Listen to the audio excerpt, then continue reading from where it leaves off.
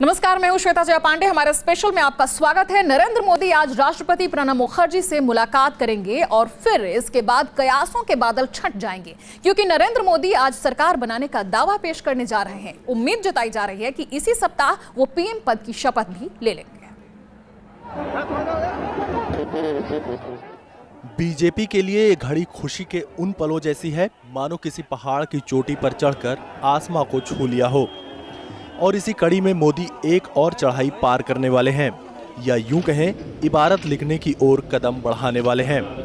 दरअसल मोदी कैबिनेट का स्वरूप क्या रहेगा, बजाय इसके आज सरकार बनाने की कवायदों पर जोर दिया जाएगा। राष्ट्रपति भवन में नई सरकार के शपथ ग्रहण की तैयारियां भी जोर शोर से चल रही हैं। राष्ट्रपति भवन के बाहर का जायजा लिया हमारे संवाददाता मधुरेंद्र कुमार ने। नरेंद्र मोदी के शपथ ग्रहण समारोह की तैयारियां राष्ट्रपति भवन में शुरू हो चुकी है। राष्ट्रपति भवन में जो सामने का हिस्सा दिखाई दे रहा है उसे फोरकोर्ट कहते हैं, और उस हिस्से में एक बड़ी तैयारी चल रही है, इसलिए क्योंकि ये सबसे बड़ा एरिया है जिसमें करीब करीब 3000 अतिथियों के मौजूदगी में नरेंद्र मोदी शपथ ग्रहण कर सकते हैं। यहाँ पर इससे पहले 2 प्रधानमंत्रियों ने शपथ ली थी, जिसमें अटल बिहारी वाजपेयी और चंद्रशेखर का नाम शामिल है। तो कमान का काउंटडाउन लगातार जारी है और हमारे संवाददाता बता रहे थे कि तैयारियां किस तरह से चल रही है, बस डेट यानी कि तारीख अभी तक तय नहीं है। मधुरेंद्र कुमार हमारे संवाददाता गुजरात भवन से हमारे साथ जुड़ रहे हैं। अमितेश सिंह हमारे संवाददाता राष्ट्रपति भवन से हमारे साथ जुड़ चुके हैं। सबसे पहले अमितेश का रुख करेंगे। अमितेश, वहां पर तैयारियां किस तरह से चल रही है? जिस तरीके से अभी मधुरेंद्र बता रहे थे क्या कुछ होगा, लेकिन तारीख के बारे में कोई जानकारी? देखिए, सबसे पहले आज पार्लियामेंट के सेंट्रल हॉल में दिन में 12 बजे बीजेपी पार्लियामेंट्री पार्टी की मीटिंग होगी। इसमें नरेंद्र मोदी को औपचारिक रूप से बीजेपी संसदीय दल का नेता चुना जाएगा। लाल कृष्ण आडवाणी मोदी के नाम का प्रस्ताव करेंगे, जिसका समर्थन करेंगी सुषमा स्वराज, अरुण जेटली, राजनाथ सिंह और मुरली मनोहर जोशी। उसके बाद गुजरात में सरकार बनने के बाद मोदी दिल्ली पहुंचेंगे, तो 25 मई को माना जा रहा है कि मोदी मंत्रिमंडल का शपथ ग्रहण समारोह होगा। लेकिन सबसे बड़ी बात है कि बहुत कम तादाद में मोदी इस बार। बिल्कुल, आप हमारे साथ बने रहिए। मधुरेंद्र का रुख करेंगे। मधुरेंद्र हमारे साथ गुजरात भवन से जुड़ चुके हैं, उनका रुख करते हैं। मधुरेंद्र, जिस तरीके से कहा जा रहा है कि फिलहाल 2 पावर ऑफ सेंटर बने हुए हैं, एक तो गुजरात भवन जहां की मोदी आकर ठहरते हैं, अभी भी वहां ठहरे हुए हैं, और दूसरा राजनाथ सिंह का जो घर है वो भी पावर ऑफ सेंटर बना हुआ है। तमाम दिग्गज नेता वहां पहुंच रहे हैं अपनी अपनी सिफारिशें लेकर भी, और मंत्रिमंडल के तय करने की भी तमाम चीजें इन 2 जगहों पर चल रही है। गुजरात भवन में क्या कुछ चल रहा है मधुरेंद्र? देखिए, गुजरात भवन की जहाँ तक बात है, यहाँ सेलेक्टिव लोगों का आना जाना है। जहाँ तक बात दूसरे पावर सेंटर की है, जो राजनाथ सिंह का आवास है, वहाँ कलेक्टिव लोगों का आना जाना है। तो दोनों के इस अंतर से समझा जा सकता है कि रियल पावर सेंटर कौन सा है और एक पैल्पेबल पावर सेंटर कौन सा है। तो यहाँ पर जो मुलाकात का सिलसिला लगातार चल रहा है, कल भी हमने देखा और आज का भी जो सिलसिला चल रहा है, उसमें सिर्फ सेलेक्टिव लोगों को आने की इजाज़त दी जा रही है, बनिस्बत इसके कि यहाँ चर्चा का जो केंद्र है वो कहीं ना कहीं सरकार के निर्माण, उसमें सहयोगी और उसमें तमाम लोगों की भूमिका पर चर्चा हो रही है। किस तरह की सरकार होगी, किस तरह की व्यवस्था होगी, और इतना ही नहीं बल्कि तमाम अधिकारियों से, कैबिनेट रैंक के अधिकारियों से जो बातचीत कल हुई थी मोदी की, उसमें इंटरनल सिक्योरिटी, एक्सटर्नल सिक्योरिटी, पिछले सरकार के कामकाज, उसकी खामियां, उन तमाम चीज़ों की चर्चा हुई। तो आप एक तरह से समझ सकते हैं कि गवर्नमेंट इन फंक्शन मोड की जो शुरुआत है वो गुजरात भवन से हो चुकी है, और यहाँ पर सत्ता का असली केंद्र यही दिखाई दे रहा है। जनता को, बिल्कुल मधुरेंद्र, और देश भर की जनता को उम्मीदें काफी ज्यादा हैं, तो जाहिर सी बात है उस पर मंथन भी ज्यादा करना होगा। आप दोनों हमारे साथ बने रहिए। जनादेश मिलने के बाद अब एनडीए के खेमे में तैयारी है सरकार बनाने की। कैबिनेट में कौन होगा, किस किस की नजदीकियां काम आएंगी, सियासी चर्चाओं का दौर जारी है। ऐसे में राजनाथ सिंह के घर पर मेल मुलाकातों का सिलसिला सोमवार को भी जारी रहा। देखिए, 38 अशोक रोड, राजनाथ सिंह का आवास।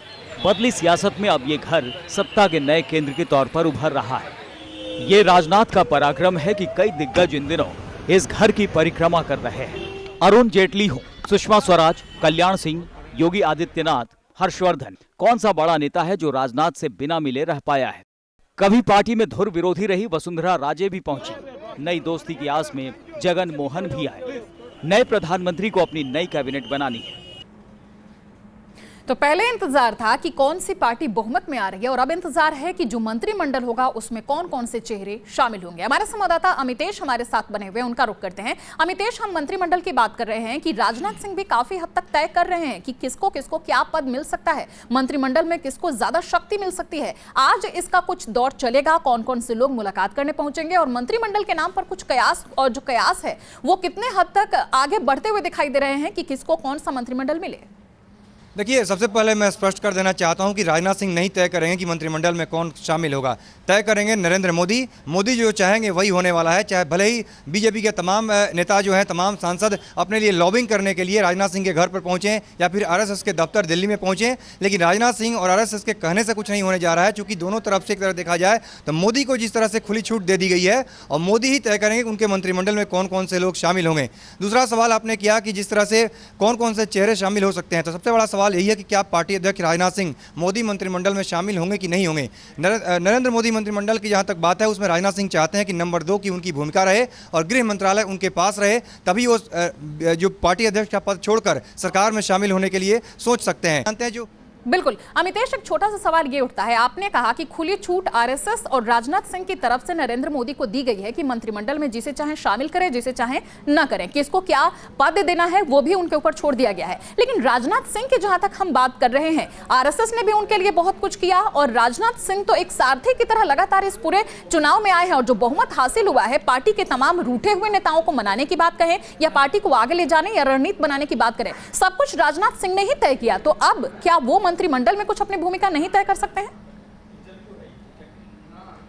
जी हाँ, बिल्कुल। यहीं पर पूरा मामला अगर देखें, जैसा मैंने पहले भी कहा कि राजनाथ सिंह इसलिए चाहते हैं कि नरेंद्र मोदी के बाद अगर देखा जाए तो पूरे चुनाव कैंपेन के दौरान राजनाथ सिंह की बहुत बड़ी भूमिका रही और मोदी को पीएम पद के उम्मीदवार के रूप में प्रोजेक्ट करने में सबसे बड़ा योगदान किसी का रहा तो मोहन भागवत के बाद पार्टी अध्यक्ष राजनाथ सिंह का रहा। चलिए, आप हमारे साथ बने रहिए अमितेश, तो बहुत जल्द ही साफ हो जाएगा कि क्या कुछ होने वाला है, किसको कौन सा पद और कितनी शक्ति मिलती है। आज मोदी के पीएम पद की औपचारिक मुहर लग जाएगी, लेकिन वो वाराणसी और वडोदरा दोनों सीट से सांसद चुने गए हैं। अब ऐसे में चर्चा जारी है कि मोदी कौन सी सीट अपने पास रखेंगे। इन सबके बीच पूर्व पीएम अटल बिहारी वाजपेयी के करीबियों में से एक लालजी टंडन ने हमारे खास न्यूज शो में कहा है कि यूपी फिर एक पीएम देने जा रहा है, यानी मोदी वडोदरा की सीट छोड़ेंगे। लेकिन न्यूज नेशन पर इस सवाल के जवाब पर मुहर लग गई है। हमारे सहयोगी चैनल NN उत्तराखंड उत्तर प्रदेश पर बीजेपी के वरिष्ठ नेता लालजी टंडन ने कहा कि मोदी वाराणसी सीट अपने पास रखेंगे। उत्तर प्रदेश का जहां तक सवाल है वो हमेशा प्रधानमंत्री देता रहा है, इस बार भी उसने प्रधानमंत्री देश को दिया है। मोदी उत्तर प्रदेश से प्रधानमंत्री हैं, इसलिए उत्तर प्रदेश को ये उम्मीद करना चाहिए कि यहाँ की राज्य सरकार अगर पूरी तरह से सहयोगात्मक रवैया अपनाए तो उत्तर प्रदेश में बहुत कुछ विकास के कार्य हो सकते हैं और इसकी दशा सुधर सकती है। टंडन जी, एक आखिरी सवाल आपसे मैं ये जानना चाहूँगा कि आपने कहा कि उत्तर प्रदेश से ही प्रधानमंत्री इस बार भी होने जा रहा है, तो इसका मतलब क्या हम ये मान लें कि मोदी जी वाराणसी सीट को रिटेन करेंगे और बड़ौदा जो है वो छोड़ देंगे?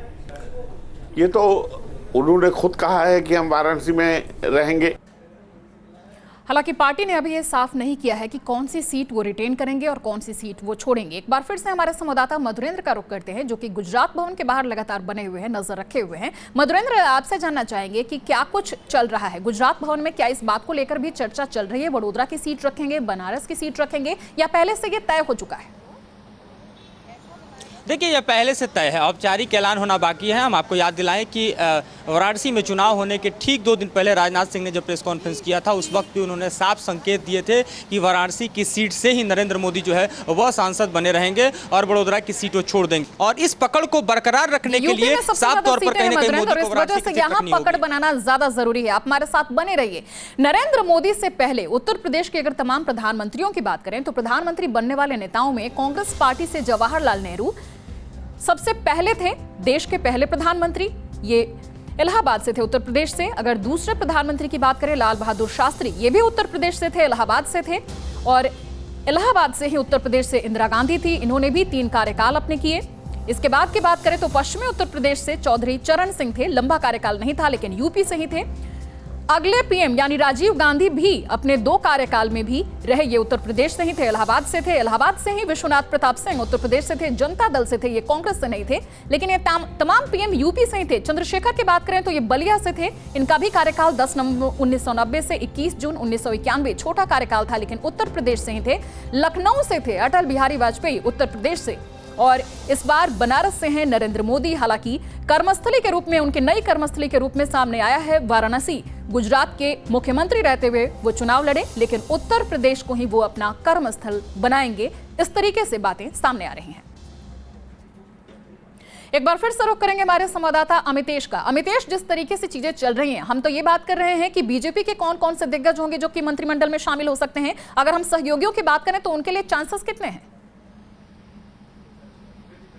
देखिए, जिस तरह से मोदी ने पहले भी कहा है कि तमाम सहयोगियों को साथ लेकर चलेंगे, तो जो भी प्री पोल अलायंस है एनडीए का, निश्चित रूप से उसके सहयोगी भी इस मंत्रिमंडल में शामिल होंगे। हालांकि अकाली दल बादल की तरफ से निश्चित रूप से कहा गया है कि मंत्रिमंडल में शामिल नहीं होगा, लेकिन अब देखना है मोदी इस पर क्या फैसला करते हैं और क्या अकाली दल को मंत्रिमंडल में शामिल करने के लिए मनाते हैं या क्या करते हैं, बार्गेनिंग करते हैं। लेकिन फिलहाल सब कुछ मोदी के ऊपर निर्भर करता है। लेकिन मोदी ने जो संकेत दिए हैं उसमें बिल्कुल साफ लग रहा है कि मोदी टफ फैसला लेने वाले हैं और मोदी रेवड़ियां नहीं बांटने जा रहे हैं तमाम लोगों को मंत्रिमंडल में बना करके। जंबो मंत्रिमंडल बनाने जा रहे हैं। मोदी का मंत्रिमंडल बिल्कुल छोटा होगा। शुरुआती दौर में 12 से 20 यानी यूपीए ने जो गलतियां की हैं वो गलती अब मोदी नहीं करने जा रहे हैं और मोदी के जो सहयोगी दल है वो भले ही आस में है, लेकिन क्या कुछ होगा ये बहुत जल्द साफ हो जाएगा। बहुत बहुत शुक्रिया अमितेश और मधुरेंद्र, आप दोनों का जानकारी देने के लिए। तो हमारे इस विशेष में फिलहाल के लिए इतना ही। प्रायोजक घड़ी डिटर्जेंट।